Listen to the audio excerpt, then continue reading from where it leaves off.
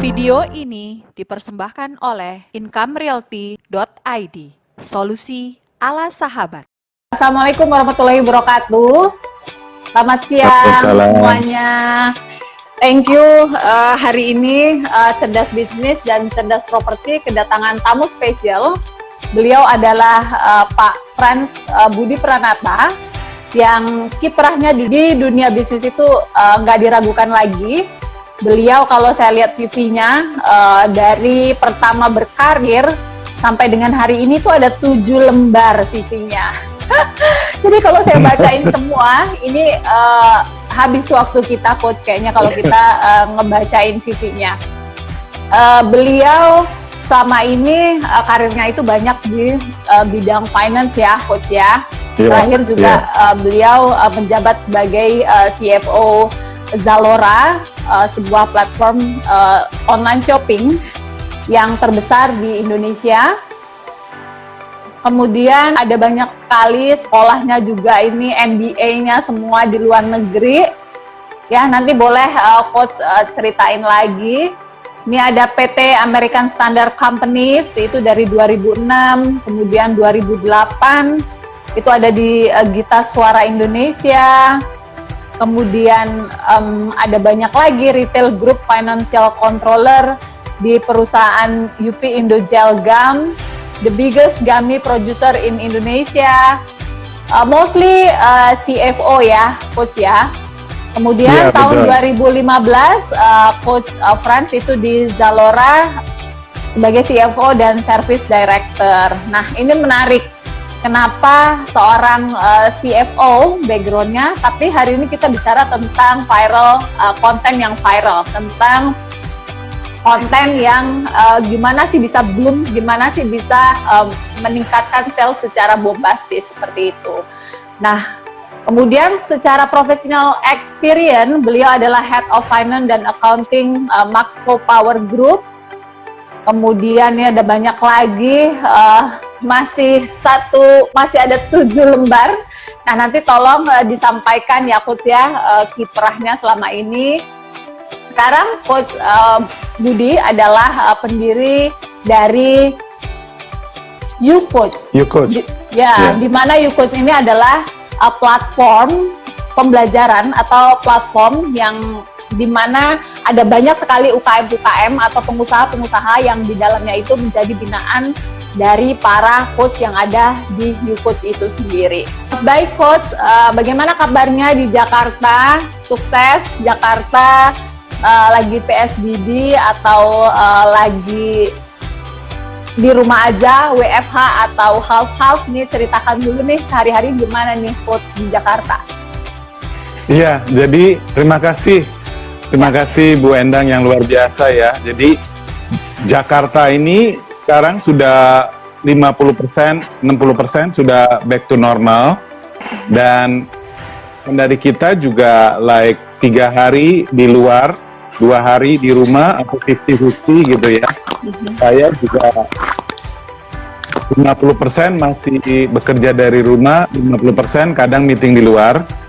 Tetapi saya dengar juga dari beberapa mall bahwa penjualan mereka sekarang sudah mulai balik di level 50%, 60% ya di Jakarta. Jadi ini pertanda baik, tetapi orang juga masih senang bekerja di rumah separuh waktu, masih senang kadang kalau kepaksa memang baru ketemu sama orang ya. Jadi menurut saya ini masa-masa yang sangat menarik. COVID itu sudah memaksa kita untuk melakukan digital transformasi, memaksa kita untuk punya at home lifestyle ya, lifestyle di rumah, dan juga membawa kita menjadi mega shift itu to the bottom of the pyramid dari segitiga Maslow. Kita akan kembali ke soal sandang, pangan, papan, terutama sandang pangan, dan juga soal keselamatan dan kesehatan ya. Jadi menarik banget kalau menurut saya. Nah, kalau Coach Budi sendiri kan selama ini kan expertise-nya itu kan di dunia finansial ya, apalagi di Iya. dunia retail lah ya, di Zalora waktu itu. Nah, kalau dengan kondisi seperti ini, kalau saya ngelihat kan kalau platform-platform seperti itu kan masih oke-oke aja. Semua orang kan masih shopping, even dia dari rumah juga ibu-ibu tiap hari itu masih ada kurir yang datang ke rumah. Nah, seberapa besar sih sebenarnya sektor dari retail sendiri ini terpengaruh dari si pandemi ini kalau menurut Coach Budi? Iya, yang saya dengar dari sisi retail itu mereka memang masih ada penurunan ya, terutama kalau untuk yang luxury goods ya, barang-barang mewah pasti ada penurunan karena orang sekarang ini lebih berhati-hati dalam spending uang, tetapi dalam hal kebutuhan sehari-hari itu tetapi akan lebih shifting ke online sedikit, dan juga mereka akan spending more money untuk soal kesehatan, suplemen supaya lebih sehat, alat-alat olahraga, termasuk mereka senang kayak masak di rumah ya. Jadi sekarang ini membawa kita itu beraktivitas lebih banyak di rumah maupun di lingkungan kompleks ya. Jadi ini sesuatu yang dulunya tidak seperti itu, tetapi menurut saya dan menurut banyak orang juga lebih produktif. Lebih produktif, masih kita meeting biasanya sehari bisa 3 kali 4 kali udah bagus waktu kondisi normal. Kondisi sekarang kita meeting bisa 6 kali, bisa 8 kali, even bisa 10 kali. Betul. Kalau dulu di Jakarta tuh habis di jalan ya Coach ya, betul ya? Betul. Kalau sekarang dengan di rumah satu hari mungkin bisa 5-6 meeting gitu kan, karena tanpa harus pindah tempat, tanpa harus cari parkir seperti itu. Jadi secara waktu kita lebih efisien seperti itu. Nah, Pak Frans, hari ini sesuai dengan tema kita tuh mau ngebahas tentang bagaimana sih merancang sebuah konten yang viral. Nah, kalau seperti yang saya baca bahwa viral itu kan ada yang baik, ada yang buruk, ya kan? Ada yang disengaja atau tidak disengaja. Nah, kalau menurut Pak Frans, apakah memang sebuah konten itu bisa diarahkan untuk viral sebenarnya? Dari mulai awal di-create-nya. Iya, ini pertanyaan bagus banget. Sebelum saya menjawab itu, saya mundur sedikit ya. Saya mau balik cerita sedikit. Mau kasih lihat ini. Ya. Oke. Mau kasih lihat sedikit tentang YouCoach ya. Boleh. YouCoach ini adalah aplikasi yang berbasiskan artificial intelligence dan blockchain yang berusaha untuk solve 2000 lebih problem para pebisnis maupun para UKM ya. Lalu ini milestones-nya, kebetulan salah satu partner saya, Coach Gendro, itu tahun 2000, jadi 15 tahun yang lalu dia ambil franchise-nya Action Coach, dan beliau itu 15 tahun terbang, setahun bisa 100 kali ke berbagai kota di Indonesia, dan banyak membina para 500 perusahaan ya. Jadi beliau itu mengatakan bahwa kalau dia seperti itu, yang dibina itu bisa sangat terbatas. Oleh karenanya beliau memikirkan bagaimana supaya bikin suatu aplikasi yang bisa melakukan coaching secara online, secara digital, sehingga yang dibantu itu bisa sampai jutaan orang gitu. Oke. Terus, nah ini sekilas mengenai background saya. Di situ bisa dilihat awalnya di Ernst & Young, setelah itu di Mentos beberapa 2 tahun, lalu ada di Susu Bendera 3 tahun, ada di Asia Pulp and Paper, di perusahaan furniture, di American Smith, di American Standard ya. Saya juga sempat di Guinness Beer, lalu saya sempat kerja di Kuwait di Alganim Industries, dan di UP Indo Jelly di pabrik ya, sebelum akhirnya di Zalora, dan terakhir di Max Power ya. Dan saya ya itulah, ada jumlah seminarnya, ada jumlah kota yang saya sudah kunjungi ya, ada 24 lebih. Nah, ini sekilas pengalaman saya udah berhasil dalam sisi keuangan ya, menutup top supermarket dan dijual ke Hero waktu tahun 2000 sampai 2002. Lalu saya pernah di American Standard melakukan restructuring. Waktu di Kuwait juga saya melakukan restructuring untuk sekian banyak orang. Dan di Max Power juga saya berhasil merestructure keuangan dan akhirnya berhasil dibeli oleh investor baru, which is Medco ya. Oke. Nah, sekilas kalau kita lihat grafik entrepreneurship di Indonesia dibanding negara lain, Indonesia itu paling rendah, hanya sekitar 3,1% dibandingkan Singapura 7%. Jadi Indonesia sangat tertinggal ya. Dan apalagi kalau kita lihat level pendidikan human resource di Indonesia itu masih 50 juta orang lebih, itu yang levelnya SD ke bawah. Jadi yang pendidikannya universitas hanya 11,6 juta orang, dan selebihnya 22,3 juta hanya SMA gitu. Jadi ini kondisi yang relatively kurang favorable, tetapi oleh karenanya itu kondisinya adalah kekurangan kompetensi dari segi human resource development. Dan katanya pendidikan itu mahal ya kan, dan kualitasnya kurang baik gitu ya. Dan juga keterbatasan waktu, jarak, dan sumber daya. Nah, oleh karenanya apa solusinya ya? Ibaratnya YouCoach ini adalah Gojeknya untuk kompetensi dan self development ya.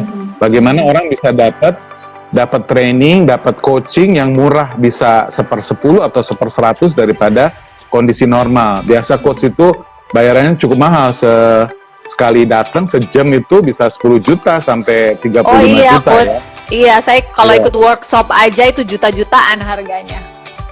Iya, jadi kita mencoba mencari solusi yang bisa murah banget, bisa menjangkau jutaan orang, ada 60 juta UKM, di mana yang sudah online baru 8 juta gitu. Terus apa itu YouCoach? Itu adalah untuk mengidentifikasi masalah, untuk mencari solusi yang lebih baik, untuk sistem reminder, terus juga ada additional learning tools ya. Nah, ini ada videonya, saya skip. Nah, ini training modul yang ada di YouCoach. Teman-teman itu bisa download PowerPoint-nya, hanya 1 tiket. Dengan 1 tiket Anda bisa belajar 1 topik gitu. Oke. 1 tiket itu kurang lebih Rp10.000. Wow, murah sekali dong. Murah sekali. Jadi ada tentang economic leadership, economic breakthrough, professional coach certification, dan sebagainya lah. Ini ada lebih dari 100 training modul yang ada di aplikasi YouCoach ya. Jadi teman-teman yang belum download bisa download aplikasi YouCoach dan bisa dapat 10 tiket gratis untuk bertanya di aplikasi tersebut. Nah, kalau kita lihat market size itu Indonesia itu ada 8 juta entrepreneur dan ada 136 juta profesional ya, market size-nya. Jadi ini market yang kita coba sasar gitu. Nah, ini kalau biasa tuh kalau offline biasanya mahal sekali ya. Nah, tetapi di aplikasi YouCoach itu segalanya itu sangat murah. Nah, kenapa kok Coach Frans akhirnya decide membangun YouCoach ini? Terus sangat gencar, saya lihat sekarang kan kayak pergerakannya sama Bank BRI ada buat apa segala macam untuk UMKM seperti itu. Apa yang menggerakkan Coach sampai akhirnya mendirikan si YouCoach ini? Karena menurut saya tulang punggung ekonomi Indonesia itu ada di UKM. Dan ada 112 juta orang yang bergantung pada UKM ya. Jadi menurut saya ini fundamental banget. Even kenapa BRI itu care banget, karena BRI itu melayani para UKM ini. Pelanggannya BRI itu ada 90 juta dan mostly adalah UKM, dan BRI menyumbang laba 9,5 triliun dari total 43 triliun yang dihasilkan oleh total 140 BUMN yang ada di Indonesia. Jadi hampir 20% itu disumbangkan oleh BRI, dan BRI itu hampir 90% kliennya adalah UKM. Luar biasa. Dan kemudian kalau kita ngelihat ya, sumbangsih dari UMKM sendiri ini kan secara GDP juga sangat besar ya. Kalau nggak salah tuh menyumbang hampir 70% ya ke devisa negara. Benar nggak Coach itu, Coach? Iya betul. Jadi UKM itu mungkin nggak sampai 70%, mungkin 60% ya. Tetapi itu adalah angka yang cukup besar untuk menjadi kekuatan suatu negara gitu. Iya, betul. Artinya kalau UMKM-nya sampai rontok semua, ya habislah negara kita gitu ya, Pak Frans ya. Iya, jadi kita memikirkan bagaimana supaya UMKM bangkit dari sisi marketingnya. Nanti kita juga akan ada series event setiap bulan itu solusi keuangan, di mana pembicaranya adalah para bankers, Yes. para kayak Deloitte Consulting dan sebagainya yang berusaha membantu bagaimana UKM ini atau pengusaha kecil dan menengah mendapatkan solusi keuangan mereka untuk merestrukturisasi keuangan mereka, untuk bangkit kembali dari sisi cash flow mereka. Ya, gitu. Betul. Saya setuju sekali. Saya doakan semoga lancar. Karena memang betul ya, UMKM itu kadang-kadang mereka tuh barangnya bagus, produknya bagus, tapi nggak tahu how to marketing it gitu kan. Terus bagaimana mendapatkan pendanaan. Jadi mereka tuh masih sangat buta.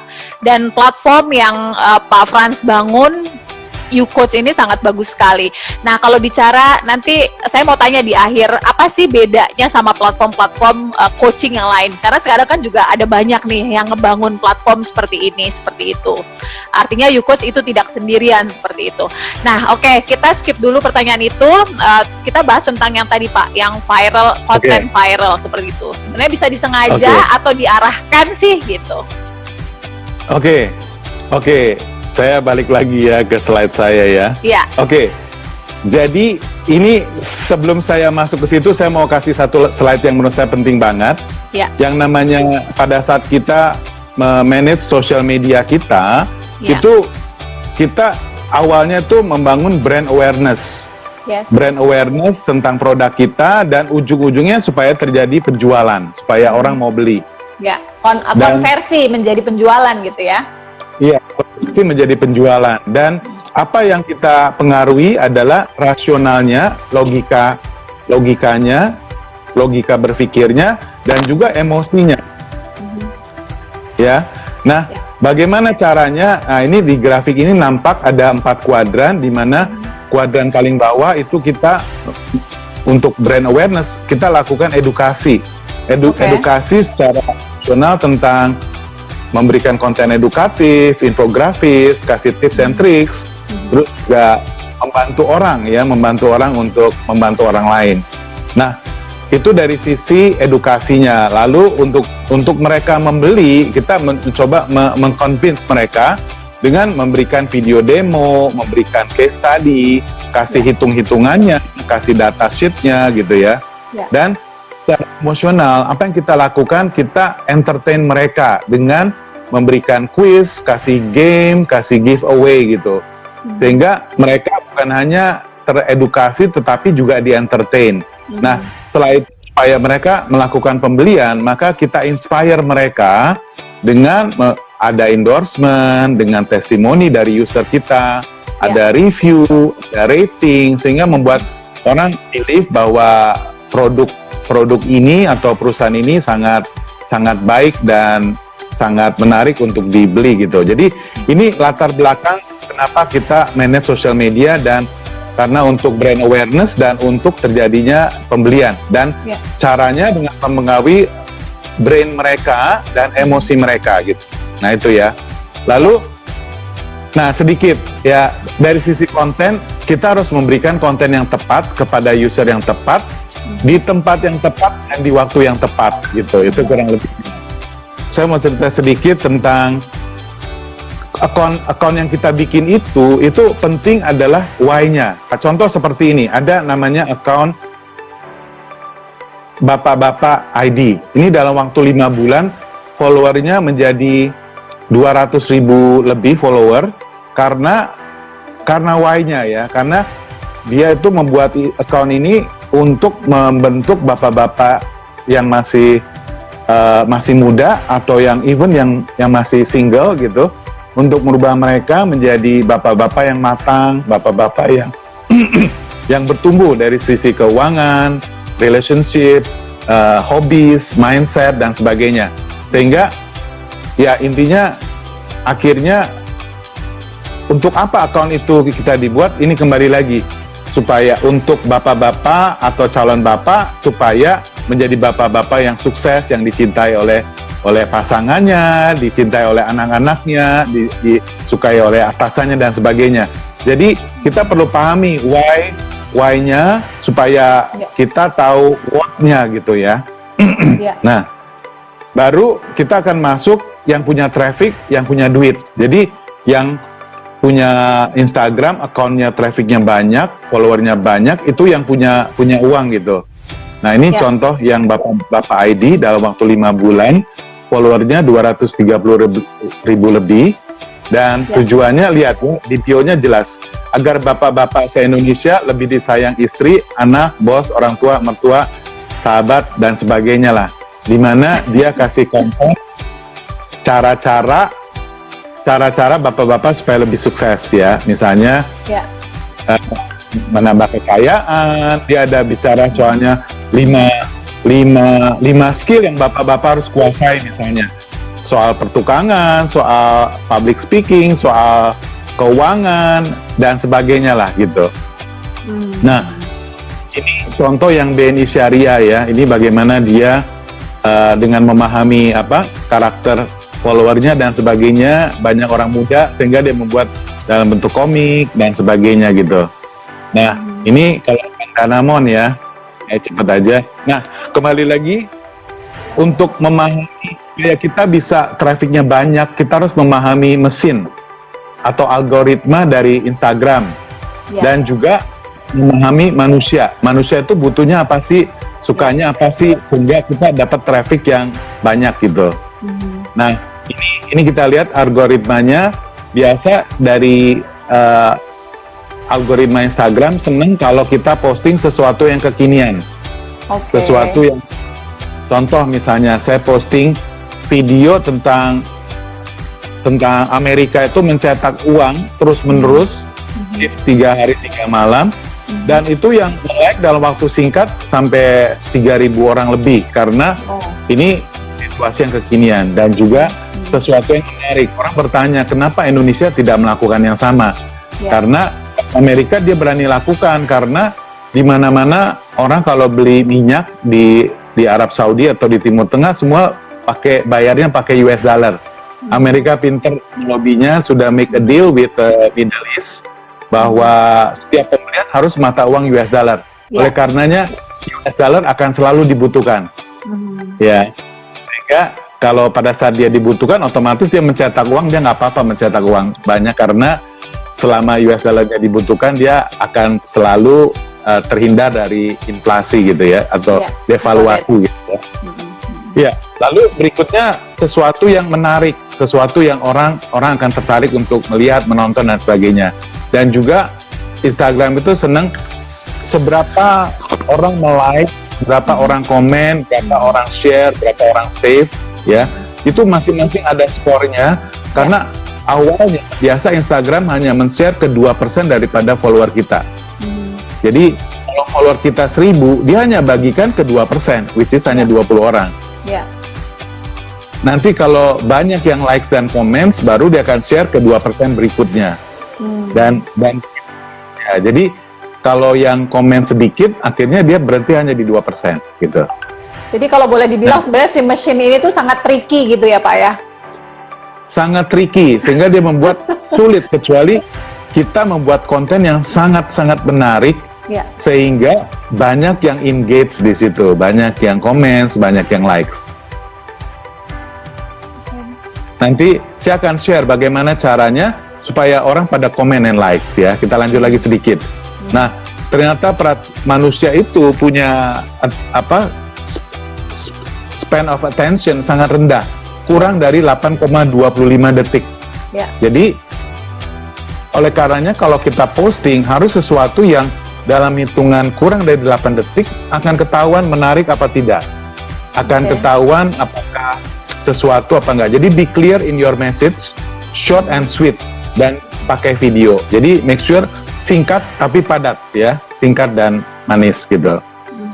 Lalu berikutnya kita harus pahami ya demografik dari follower kita itu, male dan female komposisinya seperti apa. Ini kita bisa tahu dari insight. Kita bisa lihat dari Instagram insight kita berapa banyak male dan berapa banyak female. Even kita bisa tahu berapa persen usianya 18 sampai 24, 24 sampai 35 tahun dan seterusnya ya. Ya. Dan juga level pendidikannya dan sosial ekonominya. Ternyata kita bisa lihat itu. Nanti saya ajarin caranya ya. Lalu apa yang mereka senang melihat atau bertransaksi, apakah tentang lifestyle, travel, keluarga, fashion, makanan, atau keuangan. Kita bisa tahu itu pada saat kita posting.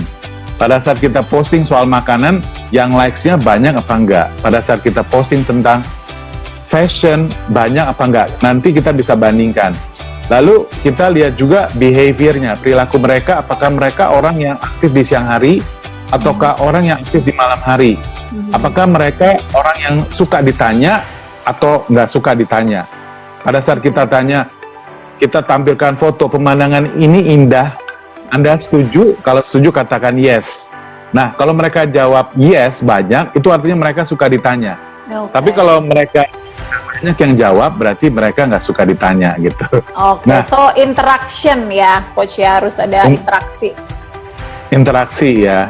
Nah, dari psikografik tersebut kita bisa tahu apa yang kita bisa lakukan, apa yang misalnya kita bisa menginspirasi, kita bisa memberi informasi, kita bisa mengedukasi, kita bisa mengengage mereka. Ya. Nah, selanjutnya gimana kita bisa tahu siapa follower kita? Kita bisa lihat siapa yang aktif di account kita. Kita ambilin foto-fotonya, kita ambilin, kita kumpulin, taruh di satu halaman. Nah, dari situ kita bisa tahu ternyata followernya BNI Syariah, kita bisa lihat ya. Kita bisa lihat dari segi keagamanya, dari segi keluargaannya. Oh, ternyata kebanyakan keluarga.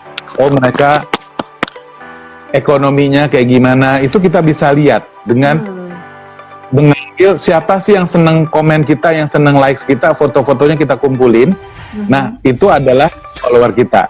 Kalau follower saya itu kebanyakan para network marketing, property agent, para insurance agents gitu. Nah, itu kita bisa tahu ya. Sehingga kalau kita tahu demografi mereka, maka kita bisa tahu apa konten yang menarik buat mereka. Gitu. Nah, lanjutnya ini yang namanya market intelligence. Kita harus tahu demografi mereka gimana. Lalu mereka senangnya hal-hal seperti apa, mereka itu perilakunya bagaimana, kapan, dan lalu juga sehingga psikografinya kita harus ngapain gitu ya. Lalu berikutnya, konten yang viral itu adalah konten yang irisan antara dua ini. I don't know about it, but it's interesting. Saya tidak tahu hal itu tapi menarik. Atau I already know about it, but give me more info ya. Contoh misalnya, kerokan itu bisa bikin mati. Saya tidak tahu soal itu, tapi itu menarik. Atau saya sudah tahu, tapi kasih detailnya dong. Ternyata yang kerokan mati itu karena dia punya sakit jantung. Ya. Karena dia punya sakit jantung. So, sebenarnya bukan karena kerokannya ya, karena sudah ada bawaan sakit jantung gitu ya, Coach ya? Iya, karena udah ada bawaannya sakit jantung, ya kan? Jadi setelah dipelajari, ternyata itu toh penyebabnya gitu ya. Ada satu lagi contoh lain, misalnya ternyata kalau pakai masker sambil lari bisa bikin mati. Karena udah ada sesak nafas sebenarnya gitu kan, bukan karena pakai maskernya kali ya, Coach, betul nggak? Iya, ya karena pada saat kita olahraga kita butuh oksigen dan paru-paru kita itu pada saat mencari oksigen dia tidak dapat oksigen sehingga akhirnya dia seperti orang tercekik gitu. Jadi akibatnya bisa terbakar dia punya paru-paru atau dia punya brainnya karena kekurangan oksigen gitu. Nah itu kayak gitu-gitu itu menarik karena orang pengen tahu kenapa orang bisa mati, kenapa dan sebagainya gitu. Nah jadi konten yang viral adalah harus sesuatu yang menarik, sesuatu yang orang nggak tahu sampai baca detail gitu. Nah dari sisi konten itu ada dua sisi ya. Apakah dia boring atau menarik horizontalnya? Apakah dia bermanfaat atau dia untuk buang-buang waktu, untuk melewatkan waktu? Ya, biasa orang senang di dua sisi ini, menarik dan killing the time, tetapi juga bermanfaat. Contoh misalnya gini, saya bikin satu video, saya membuat pisang melayang-layang di wajah saya. itu menurut saya killing the time, maksudnya tidak ada manfaatnya orang melihat itu. Tetapi menarik karena orang penasaran, kenapa kok pisangnya bisa melayang-layang gitu? Karena saya pakai sendok sebenarnya, saya pakai sendok, terus pisangnya bisa melayang gitu. Nah, itu menarik. Tetapi manfaat apa enggak? Ya enggak manfaat gitu, cuman buat hiburan aja gitu. Iya, betul. Nah, jadi kita harus bikin konten yang menarik, tetapi either dia bermanfaat ataupun untuk buang lewatin waktu gitu ya kan. Nah ini dari sisi konten itu kita perlu perhatikan supply-nya ya. Dari sisi lengkap nggak, bagus apa enggak, trending apa enggak. Jadi kita harus make sure yang kita posting sesuatu yang trending, sesuatu yang bagus, sesuatu yang menarik gitu. Nah dari sisi struktur tentu harus ada captionnya, tag captionnya harus menarik ya. Misalnya Anda mau umur 100 tahun, contoh saya pernah minta Pak Hotman Paris untuk mempromosikan buah. Waktu itu saya punya startup GoFruit namanya.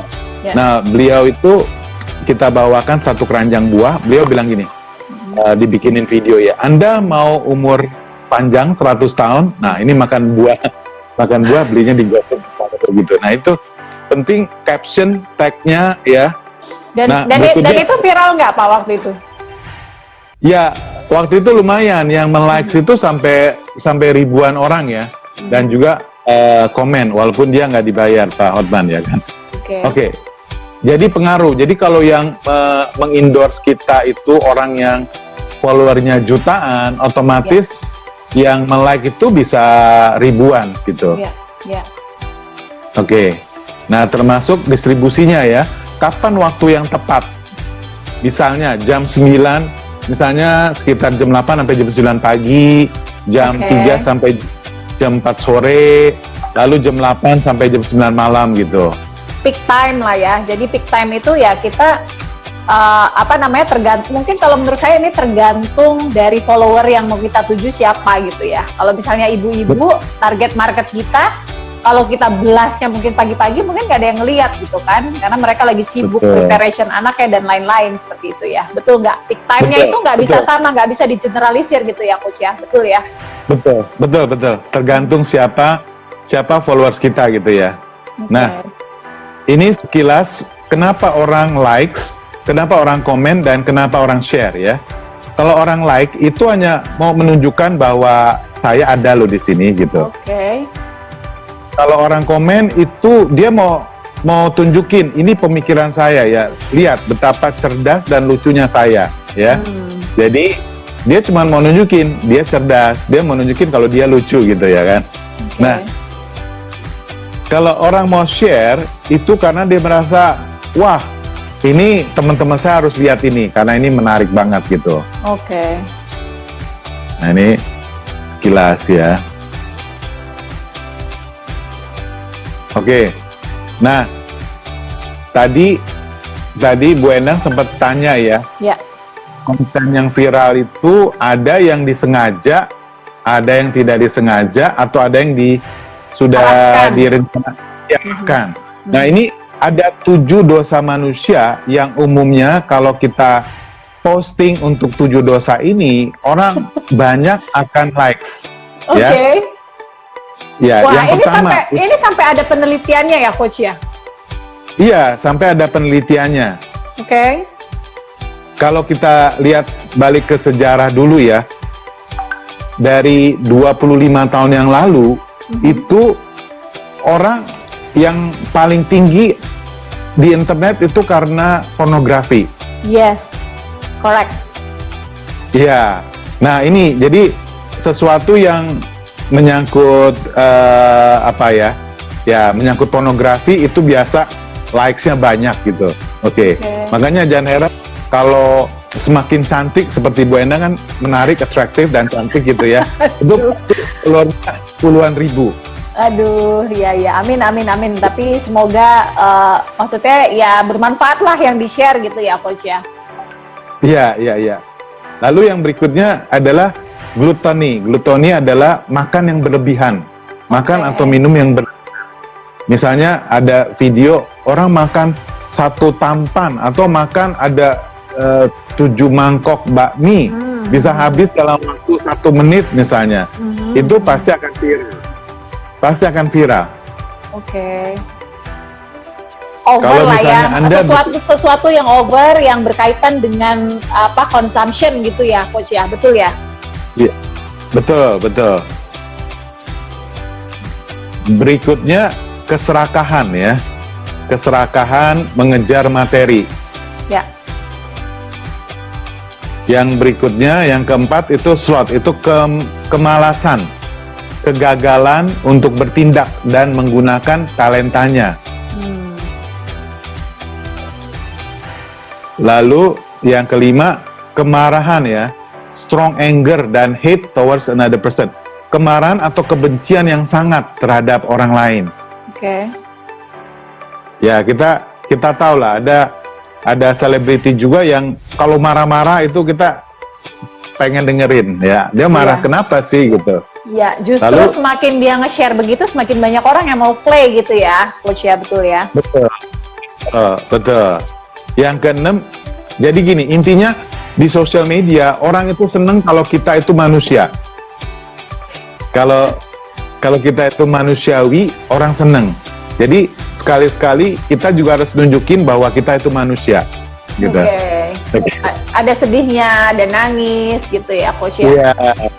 Iya. Jadi lebih bagus orang bisa tahu pribadi kita yang sesungguhnya daripada kita itu selalu indah-indah gitu ya. Oke, siap. Ya. Yang keenam, iri hati ya. Jadi intense desire untuk memiliki barang yang dimiliki oleh orang lain. Jadi pada saat ada video yang nunjukin keiri hatian itu bikin rame. Contoh ya, ini juga diterapkan di acara di televisi. Pada saat ada iri hati, pada saat ada kemarahan, ada kemalasan dan sebagainya, inilah kisah-kisah yang biasa dibangun di sinetron-sinetron. Yes, betul. Dan itu banyak sekali yang fanatik mau ngeliat gitu ya, Coach ya. Justru itu ratingnya sangat tinggi gitu kan, apalagi ibu-ibu ya. Iya, semakin si aktornya, aktrisnya itu dibenci, itu akan semakin bagus. Iya, betul. Semakin sukses, ya. Yang ketujuh adalah kesombongan, ya. Jadi menunjukkan keberlebihannya ya, tanpa peduli orang lain, nunjukin hartanya, emasnya, atau arogan lah ya. Mobilnya dan sebagainya. Iya, itu biasa orang menarik gitu ya. Oke. Nah, ini 7 dosa manusia yang kalau Anda sengaja maupun tidak sengaja, ini akan membuat jadi viral. Ada satu anak kecil ya, anak cowok, dia itu berdansa dengan mamanya yang pakai baju seksi. Dan yang like sampai 200.000 orang, dia sampai bingung. Padahal tariannya dia itu biasa banget dan menurut dia nggak bagus tarian dia. Tapi kenapa yang likes bisa 200.000 orang? Yang attract mamanya. Karena ya, dia menari bersama mamanya. Mamanya pakai baju seksi banget dan menari. Oke, itu satu contoh ya. Ya, menarik. Nah, yang penting juga adalah killing points. Apa yang dimaksud killing points? Value apa yang diberikan? Ada satu contoh nih. Ada penjual ketoprak. Biasa kalau ketoprak itu kerupuknya biasa ditaburkan di atas piringnya kan? Betul. Common sense-nya begitu. Common sense-nya gitu. Nah, ini dia disajikannya kerupuknya satu piring terpisah. Oh, oke. Ya, jadi kerupuk kan murah, tetapi banyak orang suka kerupuk. Yes. Ya, jadi gara-gara itu orang seneng kalau beli ketoprak sama orang itu daripada. Ya. Jadi like bonus gitu ya, Coach ya. Like bonus ya. Ada contoh lagi yang lain, misalnya ada Instagram itu Kampung Laut. Ya. Kampung Laut itu pada saat kita ulang tahun, kita boleh makan sepuasnya gratis. Yang ulang tahunnya doang atau satu keluarga-keluarganya? Yang ulang tahun saja. Karena dia tahu yang ulang tahun, nggak mungkin dia makan sendiri. Pasti dia ajak teman-temannya, bisa 5 orang, bisa 10 orang, bisa 100 orang. Nah, gara-gara itu juga itu killing points. Killing points adalah maksudnya membuat customer satisfied, puas banget. Ya. Oke. Ada satu contoh lagi yang lain, misalnya ada namanya Aman Tour, ya. Aman Tour ini dia memberikan umroh atau naik haji itu bayar pada saat sampai bandara, pada saat sudah pulang di Jakarta baru dia bayar. Wow. Jadi, Ya, tapi kalau menurut saya sih itu too risky for maksudnya bisnismennya ya, karena kan juga nggak tahu usia orang seperti itu ya. Cuman ya ini bisnis kan kembali lagi pilihan masing-masing ya, Coach, bener nggak? iya betul. Jadi intinya pada saat mengurangi resiko, maka itu menjadi suatu value. Karena banyak orang, wah nanti saya bayar uang saya, nanti ternyata saya nggak berangkat gitu. Betul. Dan naluriah manusia itu kalau diberikan sesuatu yang tanpa resiko, mereka tuh ya nothing tulus gitu kan. Ya udah ayo coba gitu kan. Iya gitu ya. Oke, ini ada contoh-contoh, saya nggak tahu nih kelihatan apa enggak ini. Oke, kelihatan kok. Gambar kelihatan ya. Ini ada satu postingan yang paling kiri itu. Ini adalah seorang artis cowok, dia merayu cewek di sebelahnya dengan teknik sulap dan sebagainya. Itu rayuannya dahsyat banget, ada di Instagram saya. Itu yang like sampai 4.200-an karena contohnya gini, saya itu sudah follow Instagram kamu loh, tapi saya nggak minta fallback. Lalu ceweknya tanya, lalu kamu mintanya apa dong? Saya mintanya love back. Nah, jadi celetukan-celetukan gitu yang bikin orang jadi menarik gitu. Dan itu bukan hanya sekali, sampai 4 kali.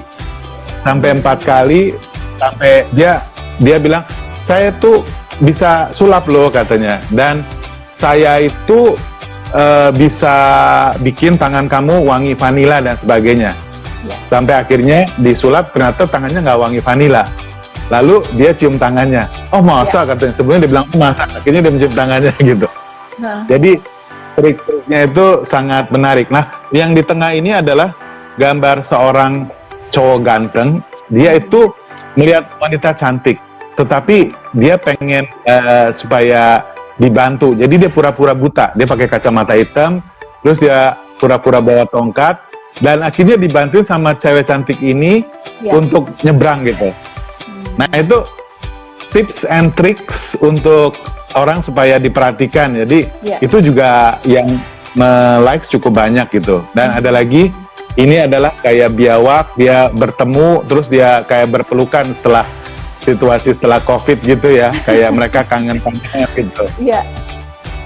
Iya. Nah ini ada lagi yang sebelah kanan itu orang bule berantem sama orang Asia dan akhirnya orang bulenya KO di tengah jalan gitu. Nah ini karena kemarahan dan sebagainya, ini jadi menarik juga. Jadi yang menayangkan itu jadi cukup banyak gitu ya. Saya lanjut lagi. Nah ini ada satu lagi gambar anak kecil umur 4 tahun atau 5 tahun. Dia di apartemen lantai 4 atau lantai 5 gitu. Dia jalan-jalan ke sini sambil ketawa-tawa, nyebrang-nyebrang gitu. Jadi tanpa rasa takut. Nah ini juga bikin jadi menarik gitu. Nah ini untuk putri saya wisuda ya. Sentimental ya momen. Nah ini ada debt collector ya. Debt collector yang marah-marah terus akhirnya lari terbirit-birit karena orangnya ngeluarin pistol gitu. Wah, yang ditagih ngeluarin pistol tuh malah. Yang ditagih ngeluarin pistol. Nah ini ada juga perbandingan ya. Orang seneng kalau ada perbandingan antara before lockdown sama setelah lockdown. Fast and Furious jadi Fat and Furious gitu. Oke, jadi orang seneng kalau dikasih perbandingan, orang seneng kalau dikasih insight gitu. Jadi intinya adalah kita selalu memberikan the right content dengan konten supply yang baik dan struktur yang baik ke user yang tepat dengan kita mengetahui market intelligence. Siapa sih follower kita, gimana perilakunya mereka itu senengnya jenis apa, makanan atau atau apa gitu ya. Lalu Oke. juga in the right place and the right time gitu. Nah, Pak, saya mau tahu nih tadi gimana MI tadi gimana caranya ya? Kita harus manual gitu, kita tahu maksudnya foto-foto si followersnya kita gitu, atau ada metode lain mungkin untuk tahu untuk jadi MI-nya kita?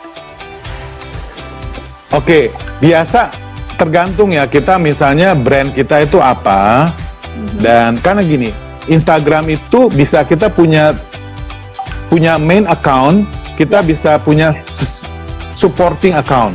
Ya. Misalnya gini, kita kan bisa melakukan personal branding, kita bisa lakukan product branding, kita bisa lakukan corporate branding. Ya. Jadi, misalnya tujuan main account kita adalah product branding, dan supporting account adalah personal branding kita, supporting produk kita. Corporate kita juga bisa mensupport produk account kita kan. Jadi bisa apa ya? Bisa membantu produk kita disupport oleh personal branding kita, disupport oleh corporate-nya gitu ya. Iya. Sorry, tadi pertanyaannya Endang apa tadi? Sorry, saya agak miss. Kalau kita mau MI, mau jalankan marketing intelijennya kita. Nah, tadi kan salah satunya kan dengan kita kumpulin foto-foto para follower yang mungkin selama ini attract atau aktif di akunnya kita, ada interaksi. Nah, selain itu, caranya tuh gimana sih, Coach, gitu?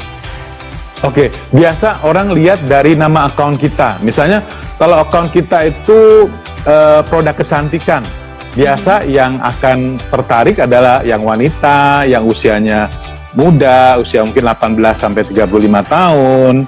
Terus yang ekonominya sesuai dengan ekonomi mereka. Kalau kita jual barang yang harganya untuk medium low, biasa yang follow juga ekonominya ekonominya mungkin C atau B atau D gitu ya. Tapi kalau kita jual luxury misalnya kita jual diamond, pasti biasanya orang yang ekonominya A atau B, atau pasti biasanya wanita gitu ya. Jadi tergantung dari nature of accounts-nya, karena biasa yang mau follow account itu adalah yang sesuai dengan usia mereka, sesuai dengan ininya mereka. Oke. Nah, waktunya tinggal 5 menit, ini cepet banget, Coach, luar biasa, nggak cukup kayaknya 1 jam. Yang saya mau tanya lagi, parameter sebuah konten itu disebut viral, itu tuh apa sih? Parameternya tuh apa gitu loh, Coach? Iya, biasanya kalau konten yang prolific itu adalah konten yang menjadi perdebatan. Misalnya contoh, ada video seorang anak muda yang bilang, kenapa sih orang tua itu selalu ungkit-ungkit bahwa udah besarin, udah apa segala macam. Itu ada yang pro, ada yang kontra. Kalau yang muda, oh iya betul. Jadi dia mendukung anak muda itu. Orang tua pada maki-maki anak muda itu, wah kurang ajar apa segala macam. Jadi sesuatu yang menjadi perdebatan. Debatable gitu ya, oke. Menjadi buah bibir lah ya. Iya, jadi ada kubu yang belain, ada kubu yang against. Yes. Oke, got it. Nah, tadi yang kalau berhubungan dengan konten ini tadi kan ya balik lagi ke nature of account. Artinya kalau kita punya produk atau kita bahasannya setiap hari apa ya, secara tidak langsung itu mengarahkan ke sana gitu ya, Coach ya. Jadi balik lagi nanti akan terbentuk sendiri gitu ya, Coach ya. Oke. Got it. Nah, tadi balik lagi ke mengenai Coach, apa sih kelebihannya dibandingkan dengan platform yang mungkin ada teman-teman lain yang sedang bangun juga seperti itu, Coach? Oke, jadi YouCoach ini adalah platform di mana kita itu misalnya mau desain, kita tuh ada vendor kita itu bisa desain, biayanya cuma 1 juta, tetapi Anda bisa dapat 6 desain 1 hari selama 30 hari. Jadi kita punya vendor desain yang murah, bagus, dan bisa banyak gitu ya, itu satu. Terus yang kedua juga kita punya partner-partner platform yang bisa bikin online store. Anda bisa punya e-commerce sendiri dengan nama Anda sendiri, cuman 1,5 juta rupiah. Oke. Di luar dari yang submission di awal itu ya, maksudnya? Iya, di luar yang itu kita punya ekosistem yang murah dan bagus. Di samping kita juga ada 70 coach dan ada event, masih 20 event 20 minggu ke depan setiap Jumat ya. Jumat ini tentang branding ya. Tentang branding. Jadi ada Pak Arto Subiantoro, ada Bumia dari JD.id, ada Pak Riki dari Mayora, Head of Marketing Mayora gitu. Jadi pembicara kita adalah yang terbaik di dunia bisnis, di international maupun di dalam negeri. Jadi ada kemarin itu ada Arthur Karmazi, ada Andrew Matthews. Ya, jadi saya kita ada ikut satu kali kan kemarin, itu bagus banget yang Andrew yang sama Pak Eloy sebelumnya. Iya betul. Jadi kita make sure bahwa pembicara kita itu yang terbaik, yang cocok dengan kebutuhan para UKM maupun para pebisnis. Oke, luar biasa. So ada diferensiasi lah ya, nggak sama dengan platform-platform yang lain. Thank you so much loh Pak. Jadi mungkin saya sedikit recap tentang hari ini, tentang bagaimana sih merancang sebuah konten yang viral seperti itu. Nah, jadi kalau untuk mendapatkan satu konten yang viral ya udah pasti yang pertamanya itu harus tahu why-nya dulu gitu. Si konten atau si akun apapun yang mau dibuat ya, even itu Instagram, even itu Facebook seperti itu. Terus kemudian pahami target follower yang mau disasar gitu ya Pak ya. Nah, ini saya masih agak dualisme nih. Sebenarnya di awal kita bisa mengarahkan dengan konten-konten yang kita buat. Nah, nanti kita akan dapat followernya secara nature gitu kan Pak ya, betul ya? Iya, betul. Betul. Ya, oke. Terus kemudian ketahui mesin. Jadi mesinnya itu platform itu sendiri, misalnya Instagram, Facebook, ketahui si mesin itu sendiri, algoritmanya, kemudian apa sih yang disukain sama si mesin ini, kemudian tingkat retensinya ya tadi ya Pak ya yang berikutnya. Kemudian secara konten sendiri konten itu harus singkat, padat, menarik dan berguna ya. Tadi kalau kita bilang viral itu ada yang hanya lewat viral tapi tidak berguna seperti itu, kayak bisa menari-nari di depan muka yaitu lucu sih, menghibur, tapi itu useless seperti itu. Nah kemudian ya tadi konten yang viral itu harus yang bermanfaat, tidak hanya membuang waktu si penikmat konten itu sendiri. Nah untuk mendapatkan sesuatu yang viral juga saat post itu kita juga harus tahu peak time untuk si nature dari follower kita itu kapan sih gitu, mereka punya waktu untuk menyimak seperti itu. Kalau misalnya kita memang target marketnya anak muda seperti itu, atau followernya anak muda, mungkin di jam-jam peaknya mereka seperti itu. Kalau dia ibu-ibu ya cari peak time ibu-ibu itu di jam berapa sih seperti itu. Terus kemudian tadi like, comment, and share. Oke, kenapa sih orang itu bisa nge-like, kenapa sih orang itu bisa komen, kenapa sih orang itu mau share. Intinya, kalau menurut saya ya, sebuah konten yang sangat powerful itu ketika orang lain mau melakukan share ke orang lain. Betul ya Pak ya? Karena dirasa bahwa konten ini tuh bermanfaat banget gitu, dan orang terdekat saya tuh harus tahu seperti itu. Nah, ini menurut saya sebuah konten yang sangat powerful, yang nanti berpotensi bisa viral seperti itu. Nah, ada 7 dosa yang memungkinkan sebuah konten itu viral. Yang pertama itu adalah pornografi, kemudian makan atau mengkonsumsi sesuatu dengan berlebihan, kemudian keserakahan, ketamakan, kemudian yang selanjutnya adalah kemalasan, kegagalan, keengganan untuk berkembang seperti itu. Kemudian kemarahan yang sangat besar kepada orang lain. Kemudian jangan lupa juga bahwa harus tetap manusia gitu. Jadi jangan selalu yang indah-indah, tapi ada juga mungkin sesekali ya be real gitu, be you gitu kan. Terus kemudian sesuatu yang berkaitan dengan iri hati, dengki gitu kan, nggak suka sama si A, si B seperti itu. Terus kemudian yang terakhir adalah pamer. Nah, biasanya konten yang pamer, yang show off gitu kan, itu biasanya akan menjadi sesuatu yang viral. Pak Budi, Pak Frans mungkin ada yang mau ditambahkan, silahkan Coach dari recapan saya, sebelum nanti kita bentar lagi kasih closing statement ya. Oh ya, sebelumnya jangan lupa like, jangan lupa subscribe, jangan lupa komen di channel Cerdas Bisnis dan Cerdas Properti. Silahkan Coach. Ya, jadi intinya kita harus tahu dulu tujuan apa account kita dibuat. Yes. Apakah untuk product branding, ataukah untuk personal branding, apa untuk corporate branding. Ya, kita harus Oke. tahu why-nya. Sehingga itu yang kita katakan di biodata kita. Misalnya di Budi Coach itu adalah tujuannya membuat orang lain bahagia, dan juga pakai emoticon ya, pakai emoticon, kayak fonts ya. Tujuannya membuat orang bahagia, membuat orang sukses, terus 10 times your sales and profits gitu. Dan kita kasih sesuatu yang mereka bisa download dan sebagainya, sehingga orang merasa wah ini manfaat. Mereka jelas akun kita itu tujuannya apa ya, sehingga itu bisa tuh. Jadi kita harus kasih value, kasih konten, kasih sesuatu yang sehingga orang merasa bermanfaat buat mereka gitu. Oke. Semakin lama user kita di account kita, Instagram makin senang. Yes. Makanya artinya akun kita tuh entertaining gitu ya Pak ya, betul ya? Iya. Nah, ada yang bikin berbentuk carousel sampai 10 halaman dan hurufnya besar-besar, gambarnya menarik gitu. Oke, nanti mungkin next ke depan kita bahas lagi kenapa sih konten tuh harus carousel, harus apa ya? Mungkin waktunya ini nggak cukup. Boleh Coach Budi, Coach Fran boleh kasih closing statement? Ya, jadi intinya kita perlu rajin-rajin personal branding sebelum kita jual produk kita ya. Karena biasa orang pengen tahu siapa penjualnya, siapa pemiliknya. Kita harus membuat kita dikenal, disukai, dan dipercaya. Ya.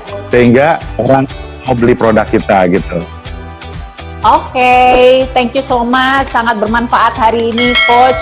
Semoga Coach makin sukses, makin hebat.